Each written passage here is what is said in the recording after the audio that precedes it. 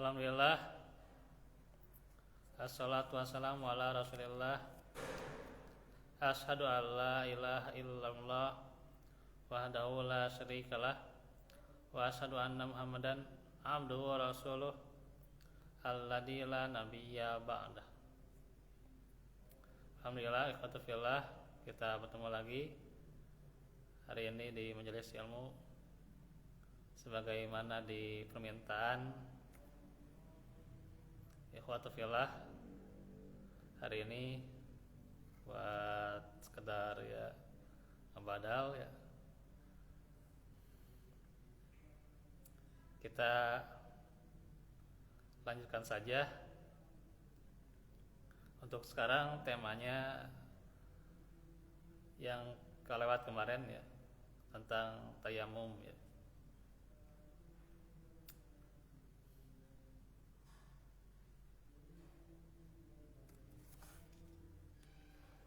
Nah, ini paling sedikit saja bahasan ini ya, insya Allah.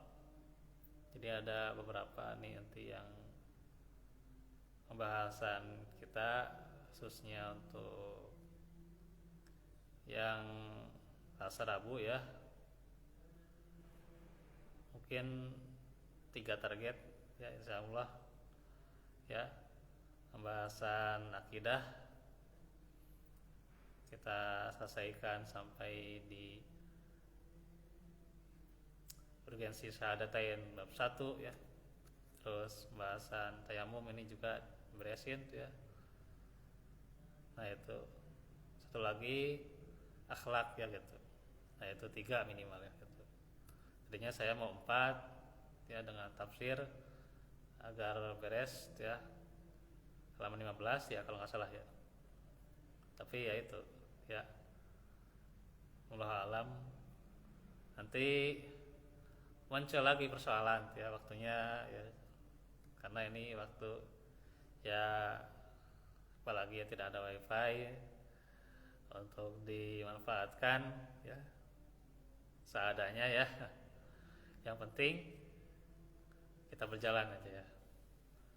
Yang pasti itu target ya tidak wajib ya gitu ya. Kalau wajib ya nanti ini tentunya berkaitan dengan ya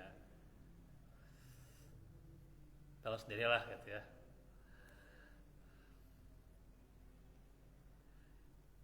Ya ini mah cuma target saja ya gitu. Adapun ya bisa tidaknya ya kembali pada kita ya gitu.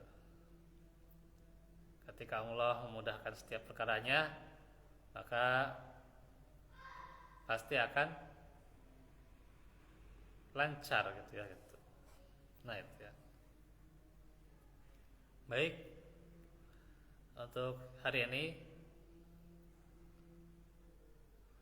tentang syarat tayamum ya, sebenarnya sudah di bagian pertama kita bahas ya.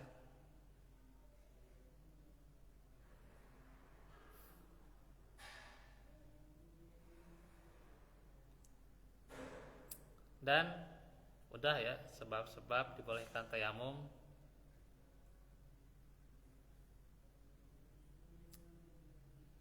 Nah,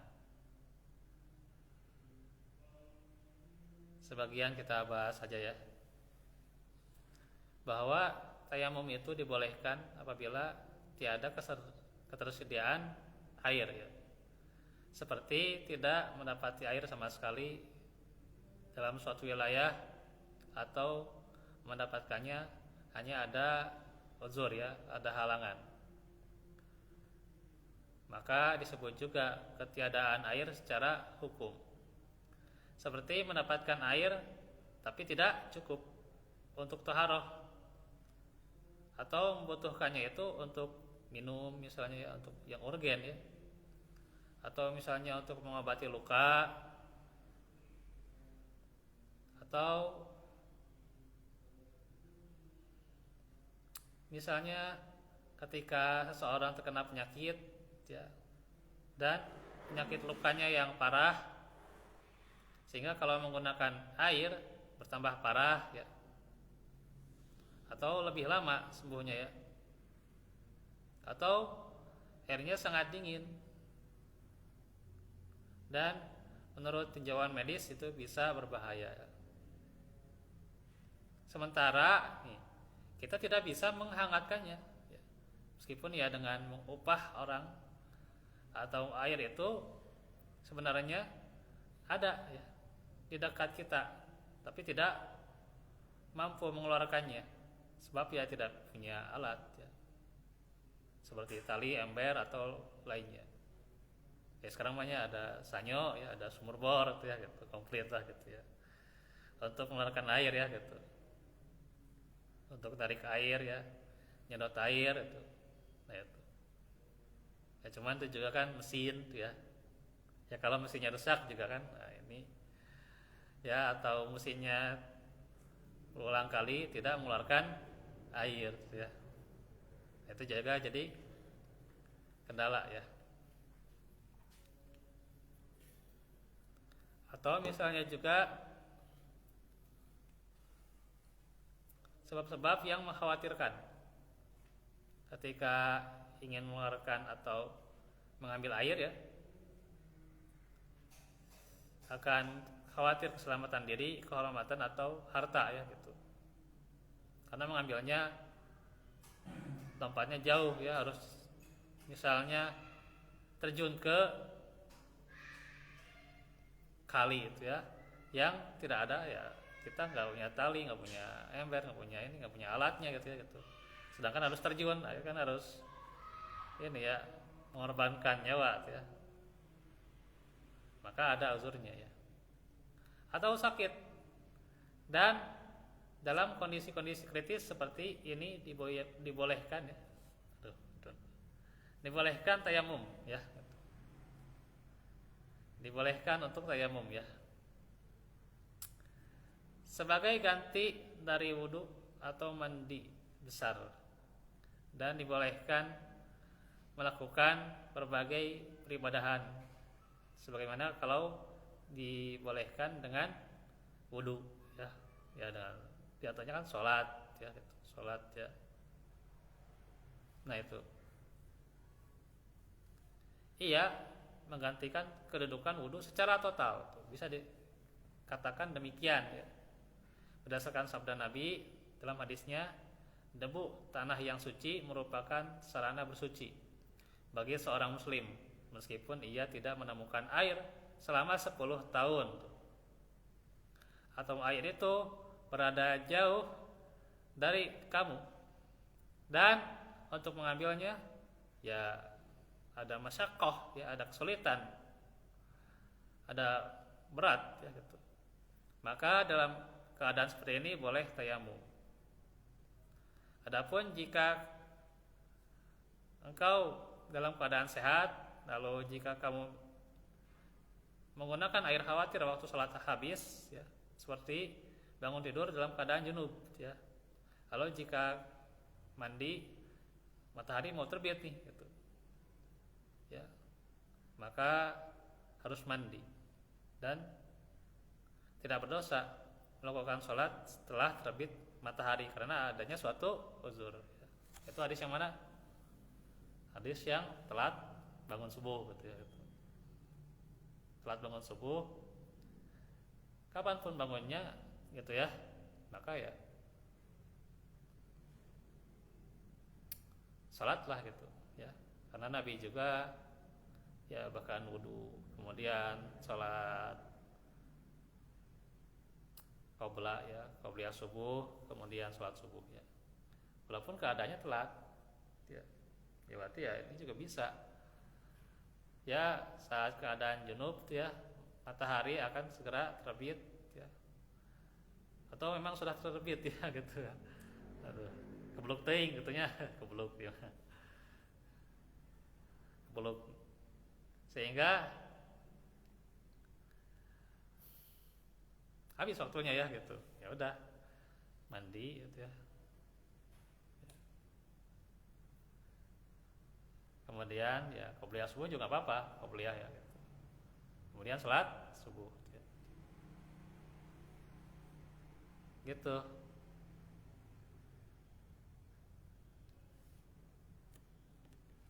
Nah ini juga berkaitan, ada sedikit yang ingin saya sampaikan.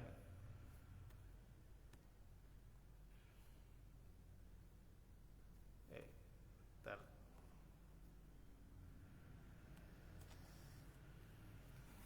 Nah ini kan ada syarat-syarat tayamum ya, yang sudah dijelaskan. Yang pertama ada uzur sehingga tidak dapat menggunakan air. Yang kedua masuk waktu sholat ya, baik sholat fardu maupun sunnah ya. Tapi keadaan darurat ya, nggak ada air ya. Tapi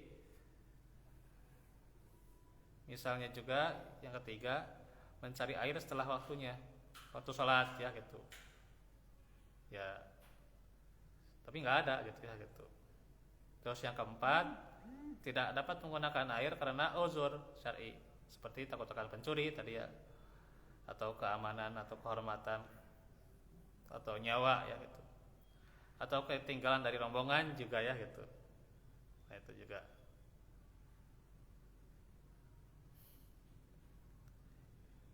Yang kelima, tanah yang murni dan suci. Tayamum hanya sah menggunakan turab, tanah yang suci dan berdebu.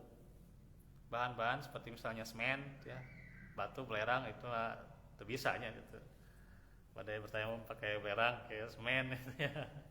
Kotor deh gitu artinya. Atau tanah yang bercampur dengannya tidak sah digunakan untuk tayamum.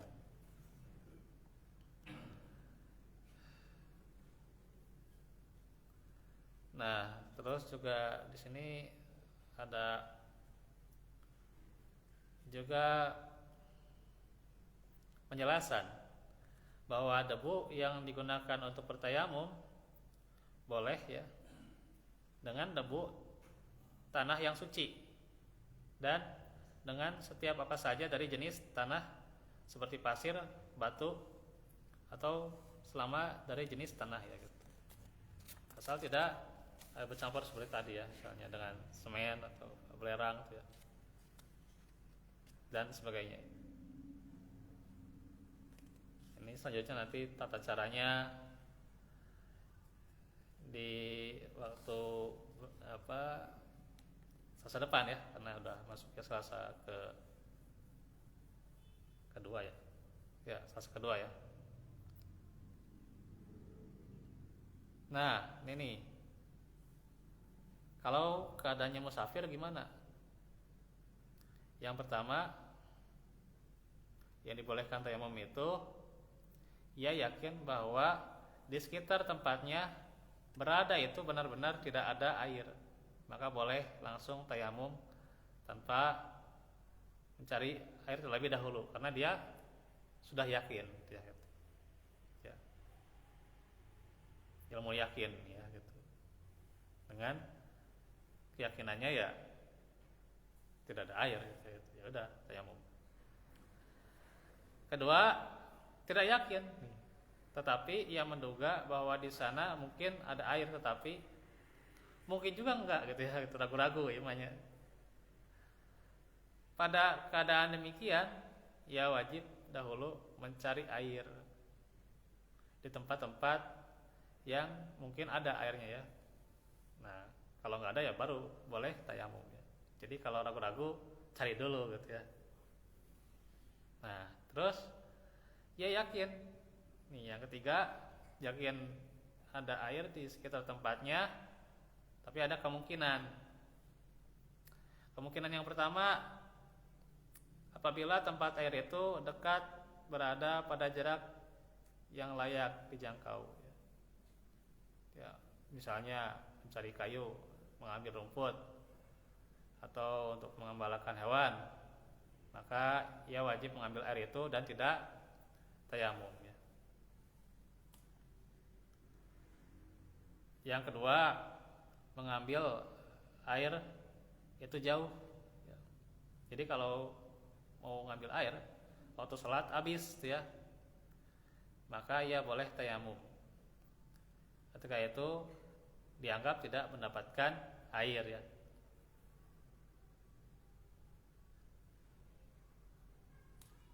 Tiga, apabila tempatnya agak jauh melebihi jarak untuk mengambil kayu misalnya, dan sebagainya akan tetapi ia masih mungkin mengambil air tanpa kehabisan waktu sholat, maka ia boleh bertayamum.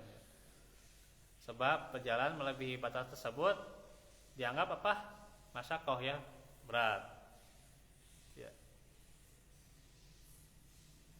Terus yang keempat, apabila tempat air itu dekat akan tetapi sulit mengambilnya karena banyak musafir lain untuk ambil air itu ya berdesakan ya, maka dia boleh tayamum ya gitu.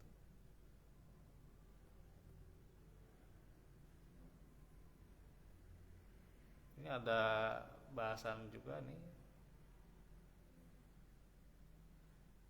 yang lebih jelas tentang sebab-sebab boleh tayamum ya.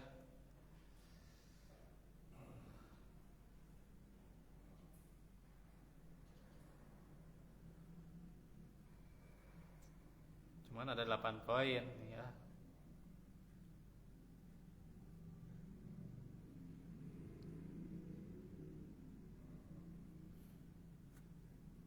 Padahal ya sebenarnya udah dijelaskan tadi di sini ya. Cuman gitu ini lebih jelas lagi gitu ya. Ya mungkin di lain waktu aja ya.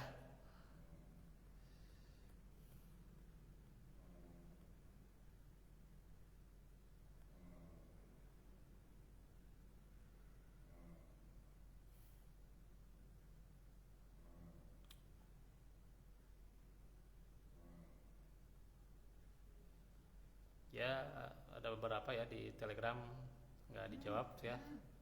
Ini apa punten tuh ya, karena saya juga belum nih nanti persiapkan apa buat kajian atau persiapkan buletin juga ya, sekarang udah disebar juga ya lewat PDF ya gitu. Sementara masih PDF ya gitu. Jadi belum bisa kejawab juga. Nanti kalau ada misalnya yang meminta PDF gitu ya, atau ini apakah langsung dia, karena saya belum jawab berapa ini ya, dan saya juga kadang nggak kebaca gitu ya karena udah jauh juga gitu ya scrollnya itu ya. Di Telegram apalagi ya gitu, paling ya di WA itu juga di waktu tertentu ya gitu ya, nggak ini ya, jadi nggak setiap telepon juga jawab kan ya itu ya.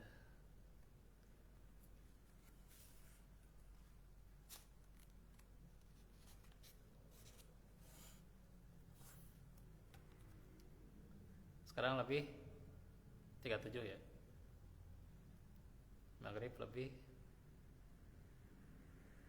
3 ya dari sini ya.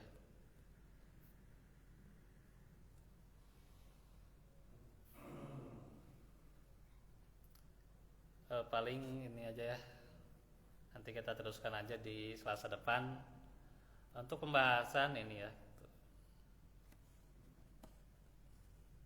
karena ini juga masih ada perkara-perkara yang belum dibahas ya. Nah, kalau di buku ini pendek ya, tentang tayamum ini pendek ya, cuman saya ingin lebih jelas lah gitu. Kan tinggal 2 bahasan lagi kalau di buku ini ya, cara tayamum terus hukumnya gitu ya gitu.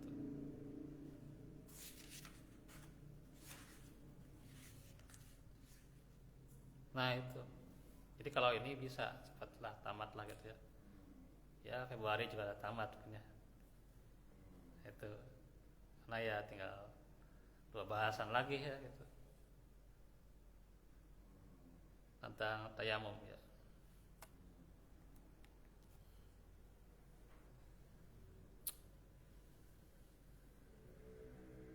Ya kalau tidak ada yang mau disampaikan mungkin itu aja dulu ya.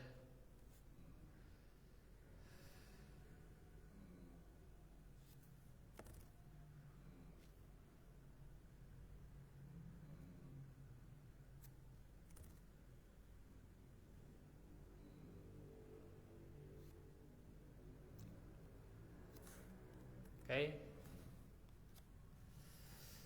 Ya sudah, kita tutup saja dengan doa ya. Walafu minkum walafu fikum. Aku lakum lihada wa astagfirullah li walakum. Rabbana atina fid dunya hasanah Rabbana atina min rahmah wa iyyakum. Rabbana la tuzigh qulubana ba'da idh hadaytana wa hab lana min ladunka rahmah. Wassalamualaikum warahmatullahi wabarakatuh.